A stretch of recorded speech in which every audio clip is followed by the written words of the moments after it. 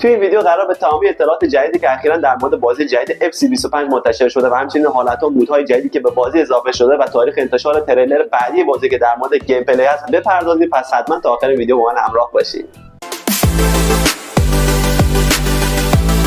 هلو everybody، حسن هستم. به چنل گیمینگ من خیلی خوش اومدید دوستان. همونطور که میدونید چند روزی میشه که از اولین تریلر بازی FC25 میگذره و توی تریلر چیز خاصی جز یک سری انیمیشن ندیدیم که کلا تریلر چیز خاصی نداشت، اما اطلاعات جدیدی در مورد این بازی اومده که همشون رو بچه‌ها جمع آوری کردم و در قالب این ویدیو میخوام بهتون به اشتراک بذارم.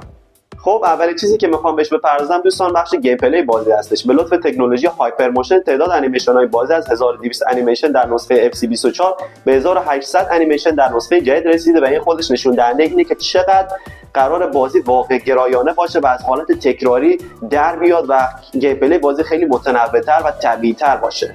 همچنین انیمیشن های جدیدی برای گلرها به کار گرفته شده که میتونن به تیرک دروازه بچه‌ها برخورد بکنن و حتی دچار معصومیت بشن. الکترونیک آرتس قصد داشت که از سال‌ها پیش خطای هارد تگ یا زدن بازیکن حریف به صورت عمدی رو به سری بازی‌های فیفا اضافه کنه. منتها به دلیل ماهیت غیر ورزشی که این خطا داشت، فیفا این اجازه را به EA نداده بود و حالا با تمام شدن قرارداد فیفا و EA امسال شاهد این تگ خواهیم بود که کمترین جریمه‌اش توی بازی کارت زرد هستش و احتمال گرفتن کارت قرمزش هم خیلی بالاست. تعداد بازیکن‌های ذخیره هم از 7 نفر به 9 نفر رسیده که میتونیم در طول بازی بازیکن‌های بیشتری رو برای تعویض کردن در دسترس داشته باشیم و بتونیم اونها رو در طی بازی تعویض بکنیم. فرمیشن یا ترکیب محبوب 4-2-3-1 هم از بازی حذف شده. همچنین پوزیشن‌های LWB، RWB و CF از بازی حذف شدن که واقعا علتش مشخص نیست چرا EA داره این کارو انجام میده. توی بخش تاکتیک هم یه گزینه جدید بچه‌ها اضافه شده به نام اسمارت تاکتیک که به دلیل پیشرفت‌های هوش مصنوعی یا همون FCIQ بازی با توجه به اتفاقات و جریانات داخل بازی کاملا هوشمندانه ترکیب بازی رو شما رو میچینه و این موضوع باعث میشه که گیم پلی بازی خیلی متنوع‌تر از قبل باشه و به واقعیت نزدیکتر بشه و تاثیر بیشتری روی گیم پلی بازی بذاره. در FC25 شما دیگه نمیتونید دروازه‌بان رو به صورت کامل روش کنترل داشته باشین و هر زمان خواستین سویچش بکنین از این سمت به اون سمت دروازه ببرینش و فقط شما میتونید با نگه داشتن دکمه وای و دکمه مثلث دروازه رو به سمت جلو بکشین و نهایتا یک قدم به سمت چپ و راست ببرینش که به نظرم نکته مثبتی هستش. اگه با حریفی بازی بکنه که کنترل مهارت خوبی روی کنترل کردن دروازه باش داشته، خیلی میتونست این موضوع شما رو کفری بکنه و عصبی خیلی جا باعث میشه که گل زیادی با این موضوع بخورین که دروازه‌تون رو سویچ میکنین چون ریسک گل خوردن بالایی داره. همچنین کاستوم دایرکت پاس هم از بازی حذف شده که علت این موضوع مشخص نیستش و باید ببینیم که EA چه گزینه‌ها و آپشنایی رو قرار که جایگزین این موارد بکنه که حذف کرده از بازی. با اومدن هوش مصنوعی FCIQ سیستم‌های قدیمی دیفنس و بالانس و اتک و آلات اتک که شما با دکمه‌های دیپد دستتون بچه‌ها چپ و راست می‌زنید و تیمو به سمت دفاع و حمله یا بالانس نگه می‌داشتین و ترکیب‌های خاصی رو روی هر کدوم از این گزینه‌ها ذخیره می‌کردین از بازی حذف شدن و باید منتظر خبرهای جدید باشین که ببینیم که EA قراره چه چیزی رو جایگزین این مواردی که حذف کرده بکنه که تعدادشون هم کم نیست. توی نسخه جدید بازی قرار که با یک آب و هوای کاملا زنده و پویا طرف باشیم و دیگه اینجوری نیست که مثلا شما اگه ساعت 5 بعد از ظهر بازی رو شروع کردین تا پایان 90 دقیقه آب و هوا هیچ تغییری نکنه و مثل همون ساعت 5 بعد از ظهر که بازی شروع کردین باشه. امکان داره در طی بازی و در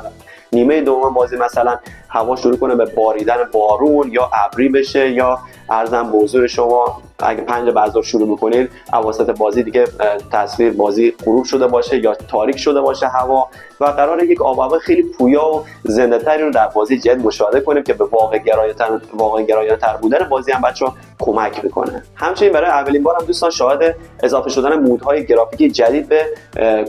نسخه کنسولی بازی هستیم و از این به بعد دیگه شما دستتون بازه و میتونید از بین دو آپشن مختلف یک مود گرافیکی رو انتخاب بکنید که هر دو مودشون به صورت 60 فریم بازی رو اجرا میکنن. یکی از مودها بازی به صورت 60 فریم و 4K نیتیو اجرا میکنه روی کنسول ها و گزینه دوم بازی رو به صورت 1080 و 60 فریم و با ری تریسینگ فعال اجرا میکنه که میتونه رنگ و لعاب بازی رو خیلی و نورپردازی بازی رو خیلی بهتر بکنه و از بین این دو گزینه شما میتونید سویچ بکنید و مود گرافیک مورد علاقتون رو انتخاب بکنید که این هم نکته مثبتیه. خب دوستان گلم، قبل از اینکه بریم به بخش جذاب و محبوب التیمیت تیم برسیم و تغییراتش رو با هم دیگه بررسی بکنیم، خوشحال میشم اگه تا اینجای کار از ویدیو راضی بودی و دوست داشتین ویدیو رو لایک بکنید تا افراد بیشتری هم بتونن این ویدیو رو مشاهده بکنن و از منم حمایت کرده باشین. و یادتون نره بچه‌ها که کانال رو سابسکرایب داشته باشین حتما، چون ویدیو بعدی که قرار در مورد بازی‌های فیفا و کلا اف سی بسازم 0 تا 100 درآمدزایی از بخش التیمیت تیم هستش که توی ویدیو قبلی هم بهتون قول داده بودم که قراره ویدیو رو بسازم، چون ویدیو مفصلی هستش و میخوام تمام نکات رو توش جای بدم، یه مقدار زمان بره، ولی قول میدم که حتما ویدیو بعدی که در مورد اف سی میسازم در مورد درآمدزایی باشه. پس حتما کانال ساب داشته باشین تا نکاتی که در مورد درآمدزایی بازی هست بهتون آموزش بدم که بتونید با قدرت نسخه جدید بازی رو شروع بکنید و بتونید ازش درآمد داشته باشید. خب بریم سراغ ادامه ویدیو. خب برسیم به یکی از مهمترین بخش‌های بازی بچه‌ها به نام التیمیت تیم که به نظرم مهمترین بخش بازی‌های سری اف سی هستش. خودم هم چند سالی هست بچه‌ها التیمیت رو دنبال میکنم و همچنین ازش هم درآمد داشتم، منتها الان چند ماه میشه دیگه بازی نکردم، اما برای نسخه جدید حتما دوباره التیمیت تیم رو شروع میکنم. با پیش خرید کردن بازی آیکون‌های رونالدو نازاریو و دیوید بکام و زین‌الدین زیدان رو در بخش التیمیت تیم به دست میارید. سیستم ترانسفر مارکت التیمیت تیم دقیقاً مشابه نسخه اف سی 24 هست و تغییری نکرده.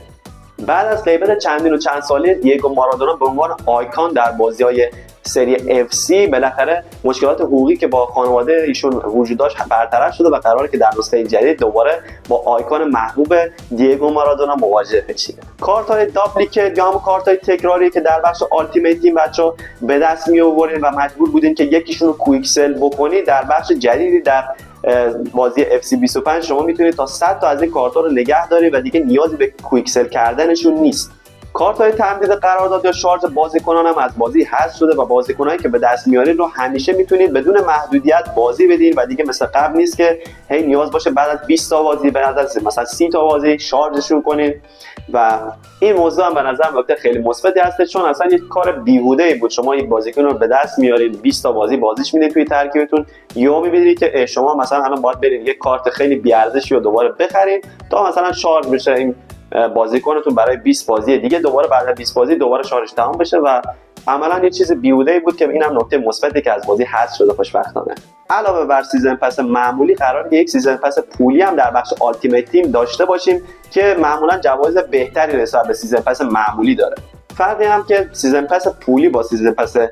معمولی داره اینه که مثلا شما اگه توی سیزن پس پولیتون بتونید آیکون دیوید بکام بگیرید، شما میتونید تو بخش‌های مختلف التیمیت تیم، پرو کلاب و کریر مود هم از این بازیکن استفاده بکنید و در کل جوایز بهتر و ارزشمندتری نسبت به سیزن پس معمولی داره. در بازی اف سی 25 شما بیش از یک اِوولوشن رو میتونید انجام بدین روی کارت هاتون و اونا رو آپگرید بکنید. در نسخه قبلی اینجوری بود که شما باید یک کارت رو انتخاب می‌کردید، مأموریت‌ها ابجکتیوهاشو انجام میدادید تا میتونستید اون کارت رو آپگرید کنید و اِوولوشنش رو انجام بدید. اما الان در نسخه جدید شما میتونید همزمان بین چندین کارت این کار رو انجام بدید و مأموریت‌هاشون رو انجام بدید و همزمان با همدیگه همشون رو آپگرید بکنید که اینم باز نکته مثبتی. خب میرسیم به بخش آفلاین و محبوب کریر مود که متاسفانه امسال هم بخش آنلاین به کریر مود اضافه نشده، اما خب تغییراتی داشته که نسبت به نسخه قبل بازی رو خیلی بهتر کرده. مثلا چهره بازیکنان آکادمی به مرور زمان با افزایش سن تغییر میکنه، اما قبلا اینجوری بود که اگه شما یک بازیکن 20 ساله رو میخریدین 10 سال بعد 15 سال بعد هم که این بازیکن سنش بالا میرفت فیسش هیچ گونه تغییری نمیکرد و بازم مثل قدیم بود. اما الان به این صورته که شما یک بازیکن جوان رو میخرید به مرور زمان فیسش تغییر میکنه، رشد میکنه، تغییر میکنه و امکان داره مثلا ریشش در بیاد، بلندتر بشه و کلا سیستم بازی خیلی پویاتر شده و شاهد تغییرات این بازیکن بر اثر مرور زمان و افزایش سن هستیم. برای اولین بار در این سری از بازیکن‌های آیکون در بخش کریر مود هم میتونید استفاده بکنید و اولین آیکون‌هایی هم که در ابتدای کریر مود در دسترس خواهند بود تری آنری، آندرا پیرلو، کلی اسمیت و نیستر روی هستند. فضاهای مجازی قراره که در کریر مود نسخه جدید خیلی نقش پررنگتری داشته باشن و اتفاقات جالبی توشون بیفته و داستان کریر مود رو شکل بدن و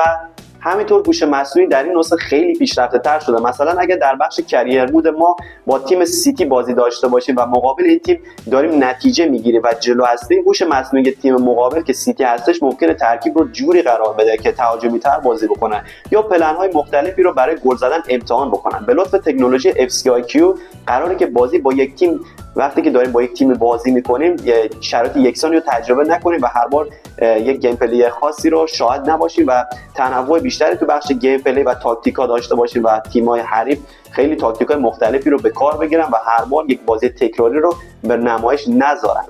قبلا اینجوری بود دوستان که شما باید میرفتین تو بخش ترکیبا و به صورت دستی ترکیب مورد علاقتون رو میچیدین، حالا هجومی یا دفاعی در طی بازی. اما الان با انتخاب گزینه اسمارت تاکتیک ترکیب شما خودکار در مقابل نحوه بازی حریف چیده میشه با توجه به سبکی که تیم حریف داره بازی میکنه و با توجه به پیشرفت‌های هوش مصنوعی که بازی داشته و همچنین این گزینه اسمارت تاکتیک باعث شده که هم گیم پلی خیلی متنوع‌تر و غیر تکراری رو هم از طرف تیم خودتون و هم از طرف تیم مقابل توی بازی مشاهده بکنید. در FC25 بخش ولتا یا همون فوتبال خیابونی از بازی دیگه حذف شده و به جاش مود جدیدی به نام راش به بازی اضافه شده که در این بخش بازیکنان در زمین‌های کوچکتری نسبت به زمین فوتبال با هم دیگه به رقابت می‌پردازند. در شروع بازی توی این بخش هر کس زودتر به توپ برسه مالکیت توپ رو به دست میگیره. همچنین ضربات پنالتی هم توی این بخش به این صورته که شما توپ رو از وسط زمین برمی‌دارید و به سمت دروازه میرید و به صورت تگ به تگ با دروازه‌بان قرار میگیرید و با دروازه‌بان دریبل بزنید و توپ رو وارد دروازه بکنید که مثل کلا قوانین خیلی قدیمی فوتبال هستش که اون زمان پنالتی ها رو به این صورت میزدن. همچنین تو این بخش راش برای بازیکنان هیچ پوزیشن خاصی تعریف نشده و هر بازیکن رو میتونید تو هر نقطه از زمین بخواید بازی بدید. مثلا میتونید ارزم به حضورتون مثلا رودیگر رو که بخش دفاع هست میتونید جلو توی حمله بازی بدین و مثلا وینیسیوس رو بیارین عقب بازی بدین و هیچ فرقی و بین پوزیشن ها وجود نداره. توی این مود علاوه بر کارت زرد و قرمز یک کارت آبی رنگ هم وجود داره که بازیکنی که این کارت رو بگیره باید برای دقایقی از زمین بازی خارج بشه. و این نکته هم بگم دوستان که مود راش برای التیمیت تیم و کوآپ هم وجود داره. خب برسیم به بخش جوایز پیش خرید کردن بازی. همونطور که میدونید بازی در دو نسخه استاندارد و التیمیت ادیشن عرضه میشه که قیمت نسخه استاندارد $70 و قیمت نسخه التیمیت تیم $100 هستش که اگه شما نسخه التیمیت ادیشن رو تهیه بکنید شامل یک سری قابلیت‌ها و جوایز خاص میشه که الان بهتون همشون رو میگم. جوایز پیش خرید بازی نسخه التیمیت ادیشن شامل میشه که شما یک هفته زودتر به بازی دسترسی دارین در تاریخ 30 شهریور ماه. همچنین دارندگان گیم پس التیمیت هم میتونن به واسطه EA پلی 10 ساعت اول بازی رو یک هفته زودتر تجربه بکنن که اینجا باید این نکته رو اضافه بکنم که اگه گیم پس التیمیتتون ظرفیت سویچ هست شما میتونید از این ویژگی استفاده بکنید و 10 ساعت اولیه بازی رو یک هفته زودتر تجربه بکنید و اونایی که ظرفیت هوم دارن از این قابلیت بهره مند نیستن. 4600 تا FC پوینت قراره که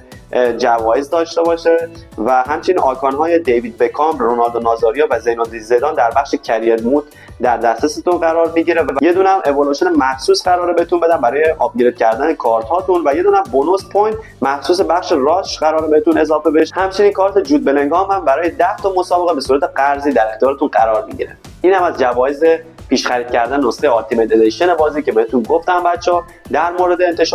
تاریخ انتشار تریلر بعدی بازی که در بخش گیم پلی بازی هستش اینطور که خبر رسیده بچه‌ها قراره که طی همین چند روز آینده و نهایتاً تا هفته آینده این تریلر منتشر بشه و اطلاعات اخبار جدیدی از این بازی به دستون برسه که حتما در مورد اونم ویدیو قرار میدم براتون توی چنل و به صورت همین ویدیو توضیحاتش کامل براتون میذارم. پس حتما یادتون نره که ویدیو رو لایک کنین و کانال منم سابسکرایب داشته باشین. خب در ادامه بریم چند تا خبر کوتاه در مورد این بازی بهتون بگم و بریم سراغ جمع‌بندی پایان ویدیو. از توپ جدید این فصل لیگ انگلیس یعنی پریمیر لیگ رونمایی شده که به صورت انحصاری قرار فقط در بازی FC25 لایسنس باشه. تیم‌های روم، گالاتاسارای و فنرباغچه هم در این سری فول لایسنس خواهند بود بچه‌ها. اولین تصویر رسمی از بازی منتشر شده و مشخص شده که مادرید و بازیکناش کلا نقش خیلی پررنگی در بازی و مارکتینگ بازی و تبلیغ بازی دارن. به دلیل قرارداد انحصاری EA با لیگ‌های پریمیر لیگ انگلیس، بوندسلیگای آلمان و لالیگا اسپانیا احتمالاً این لیگ‌ها در فیفا 2K لایسنس نخواهند بود. برای طراحی بهتر استادیوم‌ها از هوش مصنوعی استفاده شده. همچنین با ظاهر جدید استادیوم سانتیاگو برنابئو قرار تو این بازی طرف باشیم که انصافا خیلی خوشگل شده. مربیای معروف در این بازی قرار از تاکتیک‌های مخصوص به خودشون استفاده بکنن توی نسخه. و در آخر هم این که دوستان احتمال زیاد این آخر نسخه باشه از بازی که قرار برای نسل 8 منتشر بشه، همونطور که بتای خصوصی بازی هم فقط برای فصولای نسل 9 منتشر شده و احتمال زیاد دیگه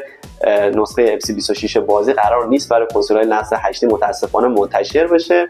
و تمام اطلاعاتی که تا به این لحظه در مورد بازی FC25 در دسترس بود بچه‌ها. همین موارد بود، هیچ مورد دیگه وجود نداره. تمامشون رو براتون جمع آوری کردم و در قالب این ویدیو باهاتون به اشتراک گذاشتم. اگه براتون مفید بود و از این ویدیو خوشتون اومد، خوشحال میشم ویدیو رو لایک کنید، کانال من سابسکرایب یادتون نره بکنید، چون همینطور که بهتون گفتم از اخبار جدید FC25 قراره توی کانالم بذارم، چون چند روز آینده و احتمالاً توی هفته آینده قراره که تریلر بعدی بازی که در بخش گیم پلی بازی است منتشر بشه. همچنین قرار یک ویدیو 0 تا 100 درآمدزایی از بخش آلتیمیت تیم براتون بذارم که با قدرت ان شاءالله برید که نسخه بعدی بازی رو شروع بکنید و بتونید ازش کسب درآمد بکنید. خوشحال شدم که تا اینجای کار با من همراه بودید دوستان. تا ویدیو دیگه فعلا پیس.